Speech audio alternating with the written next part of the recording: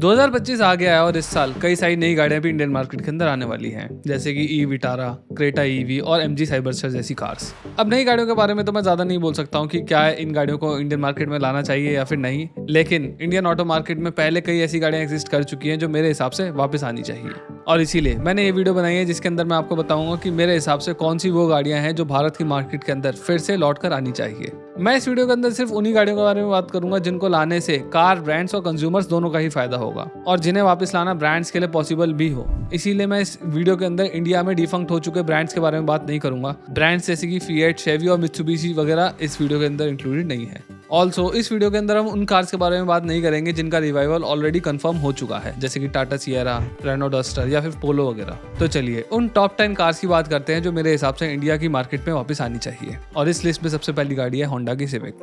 Yes, sedans की demand बहुत ज्यादा कम होने के बावजूद भी मुझे लगता है कि होंडा को अपनी सिविक वापस लेकर आनी चाहिए, और वो भी सिर्फ कोई रेगुलर फॉर्म के अंदर नहीं, बल्कि इनको अपनी सिविक टाइप आर लेकर आनी चाहिए। और इसके पीछे सबसे बड़ा रीजन है होंडा की इंडिया के अंदर कम होती एस्पिरेशन वैल्यू। देखो, एक वक्त था जब होंडा इंडिया में ब्रियो, जैज, अमेज और WRV जैसी छोटी और मास ओरिएंटेड कार्स के साथ साथ सिविक, HRV और अकॉर्ड जैसी महंगी और परफॉर्मेंस ओरिएंटेड गाड़ियां भी बेचा करती थी। और ऐसी ही हाई एंड कार्स बेचने की वजह से होंडा को इंडिया के अंदर एक प्रीमियम ब्रांड का दर्जा मिला हुआ था। एक ऐसा प्रीमियम ब्रांड जिसकी छोटी कार्स खरीद कर भी प्रीमियम ब्रांड वाली ही फीलिंग आती थी। ठीक उसी तरीके से जैसे स्कोडा के पास फाबिया हुआ करती थी। ये भी एक छोटी गाड़ी थी, लेकिन क्योंकि स्कोडा के पास ज्यादातर बड़ी गाड़ियां थी, जैसे कि स्कोडा ऑक्टाविया हो गई या फिर सुपर हो गई या फिर यति हो गई, ज्यादातर इस तरीके की कार्स होने की वजह से स्कोडा की सारी ही गाड़ियों को एक प्रीमियम कार की तरीके से देखा जाता था, फिर वो चाहे स्कोडा की फाबिया ही क्यों ना हो। और सेम ऐसा ही कुछ होंडा के साथ भी हुआ करता था। लेकिन जहाँ एक तरफ स्कोडा आज भी एक्सपेंसिव कार्स बेचती है, जिसके चलते उनकी जो थोड़ी सस्ती कार्स है उनको भी लोग एस्पिरेशन के साथ देखते हैं, वहीं होंडा ने महंगी गाड़ियां बनाना बिल्कुल ही बंद कर दिया है, जिसकी वजह से होंडा एज ए ब्रांड बहुत ज्यादा एस्पिरेशनल नहीं लगता है। और इसीलिए मुझे लगता है कि उन्हें अपनी सिविक वापस इंडिया के अंदर लानी चाहिए, वो भी टाइप आर अवतार में, क्योंकि ये गाड़ी इंटरनेशनली 2 लीटर के टर्बोचार्ज्ड वीटेक इंजन के साथ आती है, जो कि इसे 315 bhp और 420 Nm का टॉर्क निकाल के देता है, जिसकी वजह से ये गाड़ी 4.9 सेकंड के अंदर ही 100 की रफ्तार पहुंच सकती है। और साथ ही साथ इस गाड़ी की जो टॉप स्पीड है वो भी 271 km/h की है, यानी कि ये गाड़ी काफी ज्यादा तेज चल सकती है।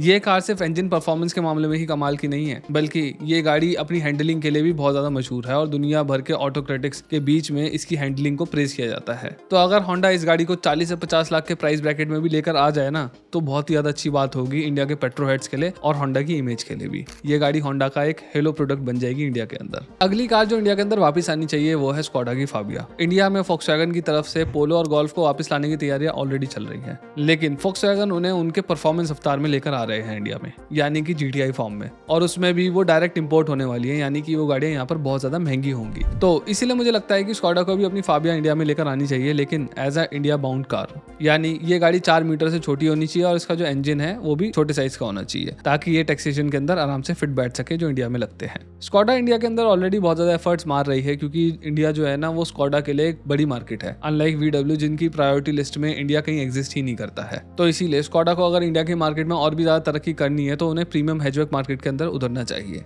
यानी कि फ्रॉन्क्स, बलिनो और i20 वाली मार्केट के अंदर। क्योंकि अगर हम स्टैट्स देखें तो ये जो फ्रॉन्क्स और बलिनो है ना, ये मोस्ट सेलिंग कार्स है मारुति की। इनकी 15 से 16 हजार यूनिट्स हर महीने बिक जाती हैं, जिससे समझ में आता है कि जो प्रीमियम हैचबैक की मार्केट है ना वो अभी डेड नहीं है और एक्चुअली अच्छा कर रही है। एटलीस्ट एक ब्रांड तो अच्छा कर ही रहा है उस मार्केट के अंदर। तो इसीलिए मुझे ऐसा लगता है कि फाबिया को इंडिया के अंदर लाया जा सकता है, और शायद ऐसा करने के लिए कार मेकर को इसके अंदर कोई भी ज्यादा चेंजेस नहीं करने पड़ेंगे, क्योंकि ये गाड़ी ऑलरेडी 4 मीटर की लेंथ के साथ आती है इंटरनेशनल मार्केट में। तो स्कोडा को बस इस गाड़ी की लेंथ में से 5 mm और कम करने हैं और ये गाड़ी इंडियन रोड पे चलाने के लिए एकदम परफेक्ट हो जाएगी। इस पे टैक्सेस भी कम लगेंगे। साथ ही साथ स्कोडा के पास छोटा इंजन तो अवेलेबल है ही, जो कि इस गाड़ी के अंदर यूज किया जा सकता है। तो इंजीनियरिंग में बहुत ज्यादा पैसा नहीं लगेगा इस गाड़ी के अंदर अगर वो इसको इंडिया में लेकर आते हैं। और मेरा मानना तो ये है कि अगर वो इस गाड़ी को इंडिया के अंदर लाते हैं तो ये गाड़ी बहुत ज्यादा पोटेंशियल लगती है अल्ट्रोस और i20 की सेल्स को पूरी तरीके से खाने का, क्योंकि इस गाड़ी के जो लुक्स हैं वो बहुत ही ज़्यादा अच्छे हैं और इस गाड़ी के जो इंटीरियर वगैरह हैं वो भी बहुत ज़्यादा अच्छे हैं। और परफॉर्मेंस के बारे में तो हम सभी जानते हैं, VW ग्रुप की सारी ही गाड़ियाँ बहुत ज़्यादा अच्छी होती हैं। अगली गाड़ी जो वापस आनी चाहिए वो मेरे हिसाब से है टोयोटा की इटियोस। आज से लगभग 14 साल पहले टोयोटा ने अपनी इकोनॉमिक गाड़ियाँ इंडिया के अंदर लॉन्च करी थी, यानी कि इटियोस और इटियोस लीवा, जो कि ज़्यादा लंबे समय तक इंडिया की मार्केट में टिक नहीं पाई। और इनके फेल होने का जो सबसे बड़ा रीज़न था वो था ब्लैंड इंटीरियर्स और वियर्ड एक्सटीरियर्स। लेकिन इन 2 रीजंस के अलावा ये गाड़ियाँ बहुत ही ज़्यादा कैपेबल थी और प्रैक्टिकल भी हुआ करती थी। इनकी राइड क्वालिटी बहुत ज़्यादा अच्छी थी, इंजन भी ठीक ठाक पावर निकाल दिया करते थे और जो स्पेस था इन गाड़ियों के अंदर वो बहुत ही ज़्यादा अच्छा था। लेकिन इन सब बातों के ऊपर इनके जो इंजन थे वो बहुत ही ज़्यादा रिलायबल थे। टोयोटा की किसी भी दूसरी गाड़ी की तरह ही इटियोस भी बहुत ज़्यादा रिलायबल हुआ करती थी। ये गाड़ियाँ लाखों लाख किलोमीटर चल सकती थी बिना किसी परेशानी के और इसीलिए इन्हें टैक्सी ड्राइवर्स बहुत ज़्यादा पसंद किया करते थे। और इस गाड़ी की इन्हीं खूबियों की वजह से मुझे ऐसा लगता है कि इसको इंडिया की मार्केट में वापस लाना चाहिए। हाँ, इसके लुक्स पे थोड़ा सा काम करना पड़ेगा, साथ ही साथ इसके जो ब्लैंड इंटीरियर हुआ करते थे उनको भी थोड़ा अच्छा बनाना पड़ेगा। और अगर ये 2-3 काम कर दिए जाते हैं इस गाड़ी के ऊपर तो ये फिर से काफ़ी ज़्यादा बिकेगी अगर इंडिया के अंदर आती है तो। और अगर टोयोटा चाहे तो इटियोस को एक सब 4 मीटर टाइप की एसयूवी के तौर पे भी ला सकते हैं, जैसे कि पंच वगैरह कैटेगरी की जो गाड़ियां हैं उसके अंदर भी इटियोस को लाया जा सकता है। वहां पर भी इसकी सेल काफी ज्यादा अच्छी हो सकती है। अब भले ही किसी भी रूप में आए, लेकिन टोयोटा अपनी इकोनॉमी कार्स को खुद से बनाए इंडिया के अंदर। यार ये टेढ़े मेढ़े नामों वाली जो मारुति की रीबैश टोयोटा गाड़ियां हैं ना, इंडिया के अंदर उनको कोई भी नहीं चलाना चाहता है। सब चाहते हैं कि टोयोटा मजबूत शीट मेटल वाली हद से ज्यादा dependable original Toyota cars India के अंदर बनाए, वही चाहते हैं सब। और ऐसी एक और गाड़ी इंडिया के अंदर लाई जा सकती है, वो है टोयोटा की यारिस। यारिस की अगर हम बात करें तो ये टोयोटा का बिगेस्ट फेलियर है। इवन तो ये गाड़ी काफी ज्यादा सही हुआ करती थी, मतलब ये गाड़ी अपने आप में काफी ज्यादा सही थी, लेकिन ये गाड़ी किसी भी कैटेगरी में फिट नहीं बैठती थी। जैसे कि ये होंडा सिटी जैसी पावर नहीं निकालती थी और ना ही ये सुजुकी की सियाज जैसी माइलेज निकालती थी। इसीलिए मासिस ने इस गाड़ी को बहुत ज्यादा पसंद नहीं किया। लेकिन जो नई यारिस इंटरनेशनल मार्केट के अंदर बिक रही है ना, उसको इंडिया के अंदर लाया जा सकता है और उसको लाने के लिए कोई भी इंजीनियरिंग चेंजेस नहीं करने पड़ेंगे, क्योंकि ये गाड़ी ऑलरेडी 4 मीटर से छोटी है, छोटे इंजन के साथ आती है, तो इंडिया के जो टैक्सेशंस हैं उनका बेनिफिट ये उठा पाएगी। तो अगर ये कार टोयोटा लाती है तो इंडिया में जो बायर्स है उनके पास टोयोटा की तरफ से भी एक हैचबैक का ऑप्शन मिल जाएगा। लेकिन सिर्फ एज ए इकोनॉमिकल कार ही नहीं, बल्कि एक परफॉर्मेंस कार के तौर पर भी टोयोटा की यारिस को लाया जा सकता है, क्योंकि टोयोटा इंटरनेशनल मार्केट के अंदर एक GR यारिस के नाम से भी गाड़ी बेचती है, जो कि एक 3 डोर परफॉर्मेंस गाड़ी है, जो कि अपने 1.5 लीटर 3 सिलेंडर इंजन से 300 bhp तक निकाल सकती है। तो अगर टोयोटा भी इस गाड़ी को CKD राउट से ले आती है ना, तो अगेन होंडा सिविक की तरह ही इंडियंस की जो परफॉर्मेंस गाड़ी चलाने की जो भूख है ना, वो ये गाड़ी शांत कर पाएगी। चलो, अब टोयोटा की गाड़ियों की तो बात बहुत ज्यादा हो गई है। अब एक ऐसे ब्रांड की बात करते हैं जिसने इंडिया के अंदर अपनी सबसे ज्यादा गाड़ियों को डिसकंटिन्यू करा है, वो भी ऐसी गाड़ियों को जो काफी ज्यादा आइकॉनिक हुआ करती थी। मैं यहाँ पर बात कर रहा हूँ टाटा की, और इन्होंने कुछ सबसे ज्यादा कैपेबल और पॉपुलर गाड़ियों को इंडिया के अंदर बंद किया है, और मेरा मानना है कि इन गाड़ियों को वापस आना चाहिए। ऐसी 4 कार्स हैं और ये चारों ही 4x4 और बॉडी ऑन फ्रेम कंस्ट्रक्शन के साथ आती थी, जिसमें कि सबसे पहली गाड़ी है टाटा की सुमो। टाटा एक ऐसा ब्रांड है जिसने महिंद्रा से भी पहले प्रॉपर फैमिली ऑफ-रोडर्स बनानी चालू कर दी थी, और इनकी कार्स बेटर ओवरऑल प्रोडक्ट हुआ करती थी। जैसे कि 94 में आई टाटा सुमो, महिंद्रा की 98 में आई अरमाडा से काफी ज्यादा बेटर थी और बिकती भी बहुत ज्यादा थी ये उस गाड़ी से। लेकिन धीरे धीरे मार्केट में टवेरा, क्वालिस और स्कॉर्पियो जैसे तगड़े प्लेयर्स के आने की वजह से सुमो की मार्केट धीरे धीरे गिरती ही चली गई, और टाटा ने एक टाइम के बाद सुमो को बनाना बंद कर दिया। लेकिन शायद ये फैसला ठीक नहीं था। टाटा को लगा कि इंडिया में लोगों को फ्रंट व्हील ड्राइव वाली नाम की एसयूवी चलानी है, लेकिन वो गलत थे, क्योंकि आज की डेट में महिंद्रा की स्कॉर्पियो टॉप 10 सेलिंग कार्स में आती है, इवन दो ये गाड़ी काफी ज्यादा महंगी है। तो इसीलिए मुझे लगता है कि टाटा को अपनी सुमो वापस लानी चाहिए, वो भी एक मॉडर्न, क्लासिक और बुच लुक के साथ, और इस गाड़ी को उन्हें प्लेस करना चाहिए बुलेरो की कैटेगरी में। ऐसा करने से ये गाड़ी बुलेरो नहीं और बुलेरो की सेल्स तो खाई जाएगी, साथ ही साथ सस्ती होने की वजह से ये गाड़ी सूडो एसयूवी बायर्स को भी अपनी तरफ खींचेगी। वैसे वो चाहे तो इस गाड़ी को थार के अगेंस्ट भी ला सकते हैं, लेकिन थार का जो कल्ट है ना, उसको चैलेंज करना बहुत ज़्यादा मुश्किल होगा इनके लिए।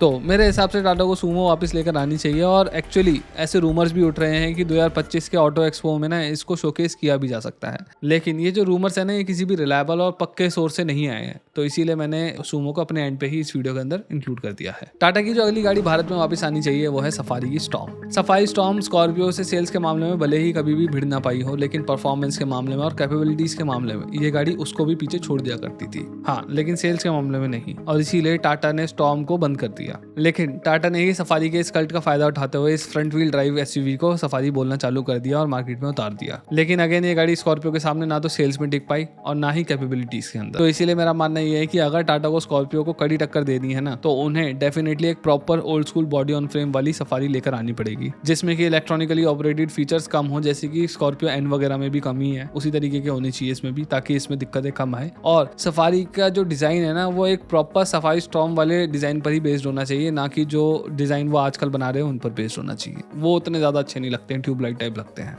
हेक्सा एक और टाटा कार है जिसको इंडिया के अंदर वापस लाया जा सकता है। भारत में इनोवा क्रिस्टा को छोड़कर कोई भी दूसरी एमपीवी ऐसी नहीं है जो कि बॉडी ऑन फ्रेम कंस्ट्रक्शन के साथ आती हो। ऐसे में हेक्सा री एंट्री करके इनोवा क्रिस्टा को एक अच्छी टक्कर दे सकती है, क्योंकि वो पहले भी बॉडी ऑन फ्रेम पर बेस्ड थी और रियर व्हील ड्राइव के साथ आती थी। लेकिन सिर्फ इतना ही नहीं, इस गाड़ी के कुछ वेरिएंट्स प्रॉपर 4x4 कैपेबिलिटीज के साथ आते थे, जो कि अपने आप में ही एक कमाल की बात है कंसीडरिंग टाटा इसको एमपीवी बुलाया करती थी। इस गाड़ी की राइड क्वालिटी क्रिस्टा से ज्यादा अच्छी थी, ये गाड़ी क्रिस्टा से ज्यादा लग्जूरियस थी, लेकिन फिर भी ये गाड़ी ज्यादा लंबे समय तक नहीं टिक पाई। और उसके पीछे का सबसे बड़ा रीजन है इस गाड़ी की रिलायबिलिटी। देखो, मैं ऐसा नहीं कह रहा हूँ कि इस गाड़ी की रिलायबिलिटी बहुत ज्यादा खराब थी। एक्चुअली सफारी स्टॉर्म और हेक्सा की डिपेंडेबिलिटी आज बिकने वाली कई टाटा कार से ज्यादा बेटर थी, लेकिन फिर भी जो टाटा के साथ नाम जुड़ा हुआ था ना अनरिलायबल गाड़ी बनाने वाले ब्रांड का, वो इन गाड़ियों को लेकर डूब गया, दोनों को ही, सफारी और हेक्सा को। नाम की वजह से ये गाड़ियां बहुत ज्यादा बदनाम हुई हैं अपने। लेकिन अब इस गाड़ी को वापस लाया जा सकता है। टाटा को बस इस गाड़ी की रिलायबिलिटी पर ध्यान देना है, उनको उस रिलायबिलिटी को बेटर करना है, चाहे फिर वो इलेक्ट्रॉनिक्स को निकाल के करें या फिर किसी और तरीके से। अगली और आखिरी टाटा कार जो फिर से इंडिया के अंदर लॉन्च करी जानी चाहिए वो है टाटा ज़ीनॉन। टाटा की ज़ीनॉन टाटा 206 और टाटा पिकअप जैसी गाड़ियों पर बेस्ड हुआ करती थी, और ये टाटा की एक मॉडर्न अप्रोच थी लाइफस्टाइल व्हीकल प्रोवाइड कराने की आम जनता को। लेकिन इस गाड़ी की सेल्स इतनी ज्यादा खराब थी इंडियन मार्केट में कि ये गाड़ी कब आई और कब गई किसी को नहीं पता। लेकिन फिर भी कुछ फॉरेन मार्केट्स के अंदर ये आज भी बिक रही है एक कमर्शियल व्हीकल के तौर पर, और एक्चुअली इंडिया के अंदर भी ये योद्धा नाम से एक वर्क हॉर्स पिकअप ट्रक के तौर पर बिक रही है। अब ये सब कमर्शियल व्हीकल वाली गाड़ियां तो ठीक हैं, लेकिन मुझे ऐसा लगता है कि टाटा की ज़ीनॉन का एक लाइफस्टाइल वाला वर्जन भी इंडियन मार्केट में लाया जाना चाहिए। मैंने ज़ीनॉन के कई सारे मॉडिफाइड एग्जाम्पल देखे हैं और मुझे लगता है कि इस गाड़ी में पोटेंशियल है। अगर इस गाड़ी को थोड़े और मॉडर्न और बुश डिजाइन के साथ लाया जाता है और इस गाड़ी के इंटीरियर्स की फिट एंड फिनिश टाटा अपनी पैसेंजर व्हीकल जैसी कर देती है, यानी कि नेक्सॉन वगैरह जैसी, तो डेफिनेटली ये गाड़ी बहुत बड़ी ऑडियंस को अपनी तरफ खींचेगी। इंडिया में थार की सक्सेस ने कार मेकर्स को ये बता दिया है कि यहाँ पर भी लाइफस्टाइल व्हीकल अच्छे नंबर में बिक सकते हैं, बस प्राइसिंग अच्छी होनी चाहिए। अनलाइक टोयोटा की हाइलक्स जो कि जब आई थी बहुत ज्यादा महंगी हुआ करती थी, इसलिए वो कभी भी ट्रैक्शन गेन ही नहीं कर पाई।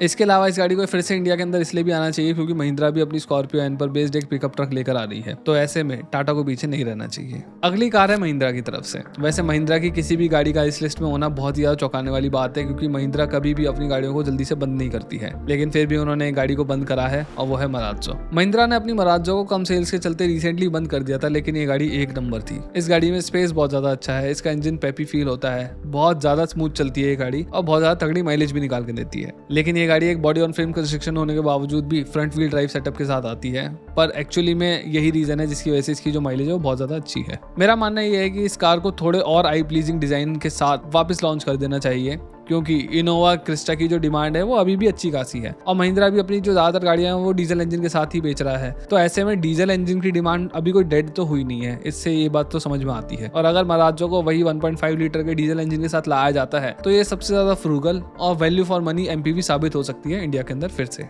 लिस्ट की आखिरी गाड़ी जो इस साल वापस आनी चाहिए वो है फोर्ड की इकोस्पोर्ट। फोर्ड वापस आ रही है, हाँ बस थोड़ा टाइम लग रहा है, लेकिन वो आ रहे हैं, खबरें हैं मार्केट के अंदर, चिंता मत करिए, आएगी वो। तो वो वापस आ रहे हैं और वो अपनी इंडिया बाउंड फ्लैगशिप कार भी लेकर आ रहे हैं, यानी कि एंडेवर। फोर्ड एंडेवर को लाकर अच्छा कर रही है, लेकिन मुझे लगता है कि फोर्ड को एक और गाड़ी जरूर वापस लानी चाहिए और वो है EcoSport. Ford EcoSport hands down सबसे अच्छी सब 4 मीटर एसयूवी हुआ करती थी। ये अपने नन टर्बो जीडीआई इंजन के साथ 121 बीएचपी निकाल के दिया करती थी, जो कि क्रेटा और सिटी जैसी गाड़ियों से भी ज्यादा हुआ करती थी उस टाइम पे, मतलब अपने से बड़े सेगमेंट की गाड़ियों से भी ज्यादा पावर ये निकाल दिया करती थी। साथ ही साथ लोग फोर्ड की बिल्ड क्वालिटी के भी दीवाने थे और इस गाड़ी की रिलायबिलिटी बहुत ज्यादा अच्छी थी, इसीलिए मुझे लगता है कि इस गाड़ी को फिर से वापस आना चाहिए। बस इसके इंटीरियर और एक्सटीरियर पे थोड़ा सा फोर्ड को काम करना चाहिए 2025 के लिए, और इस गाड़ी को फिर से इंडिया के अंदर लाना चाहिए। और मेरा मानना तो ये है कि अगर ये गाड़ी इंडिया में आती है ना अगले साल या इस साल, तो ये गाड़ी इंस्टेंट हिट होगी। तो यही थी मेरी लिस्ट ऑफ कार जो मेरे हिसाब से वापस आनी चाहिए इंडिया के अंदर। बाकी आप अपनी पसंद कमेंट बॉक्स के अंदर डाल सकते हैं कि आपको क्या लगता है और कौन सी ऐसी गाड़ी है जो इंडिया में वापस आनी चाहिए। बाकी इस वीडियो के अंदर बस इतना ही।